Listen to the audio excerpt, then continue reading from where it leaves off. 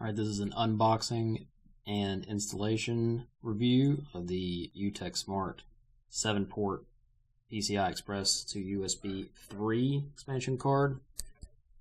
The card currently installed is actually a Hutu, as you can see right there.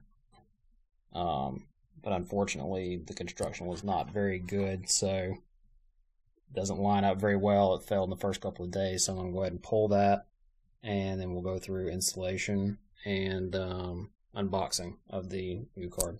Alright, as you can see, we have removed the old card. I only have one PCI Express slot available. This is in a RaidMax Smilodon case using a DFI blood iron motherboard. This build was done about 6 years ago, so this is kind of older stuff. So it doesn't have USB 3 actually available. So on unboxing, see we have a SATA power to 4-pin power. The actual card itself, which is inside the anti-static wrap. The installation CD, I will probably go on and actually look for the most updated drivers, and then just some paperwork. Some cards that, first of all, this card does require 4-pin power. It does have 7 ports, and using that many ports, it will need the actual power hooked up.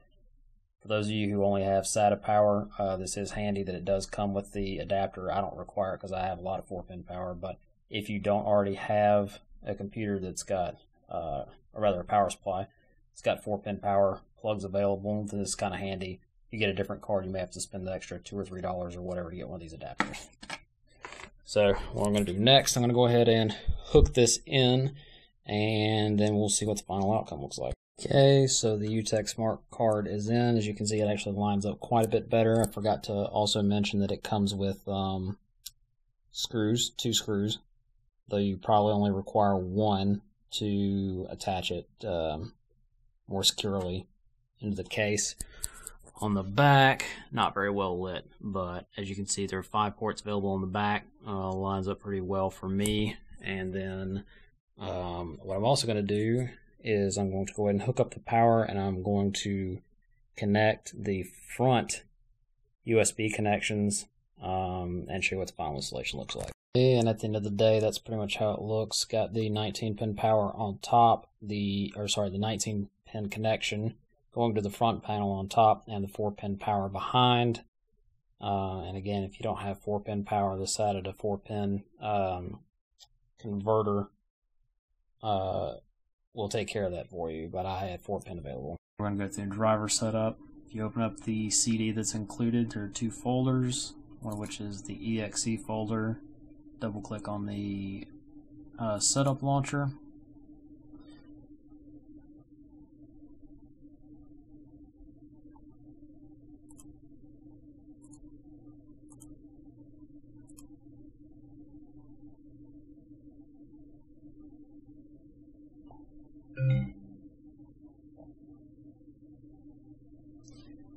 Okay, and it's showing that the USB 3.0 hub is has been found. Finish this.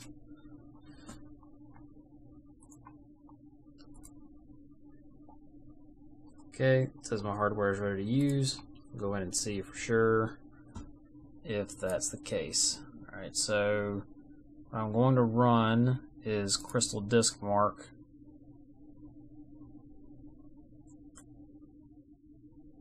And Crystal Disk Mark is a good way to determine your capabilities of your drive. So what I'm going to do, this is my external drive.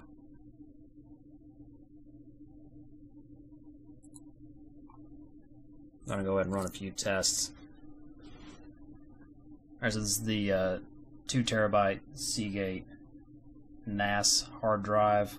I'll provide some more info on the specifics there, but and it's in the Anchor USB 3 external enclosure, being plugged directly into the back ports of the card that was installed.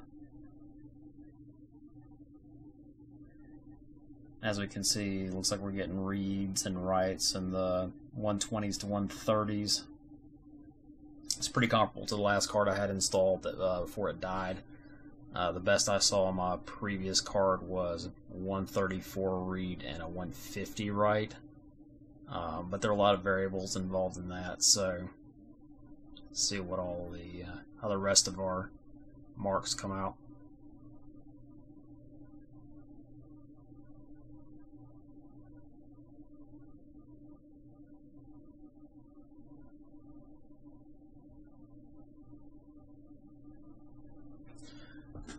Alright, so those are all our final marks.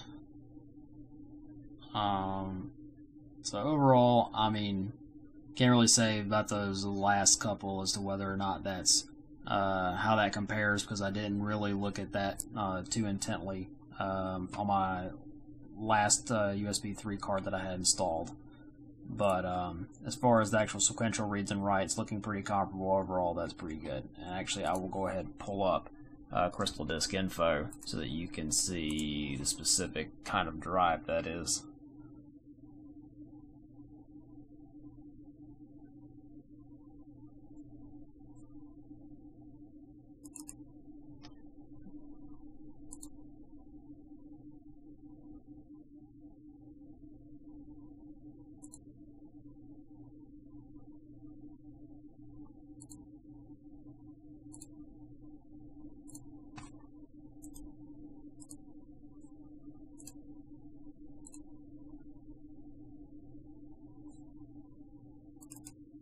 Alright, yeah, sorry about that.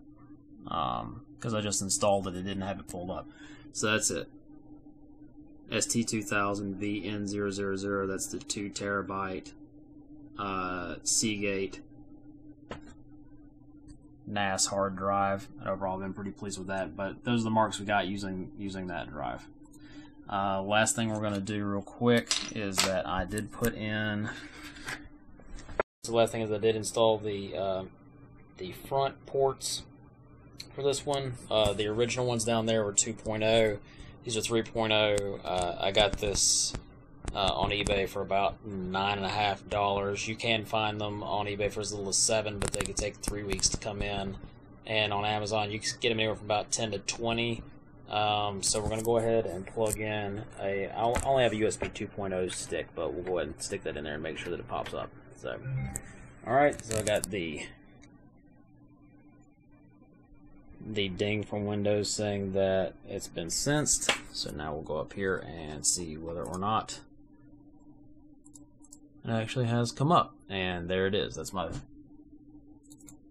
stick, and there it is. So, alright, so altogether it looks like it was a successful installation, and I will update if anything goes wrong. Thanks for watching.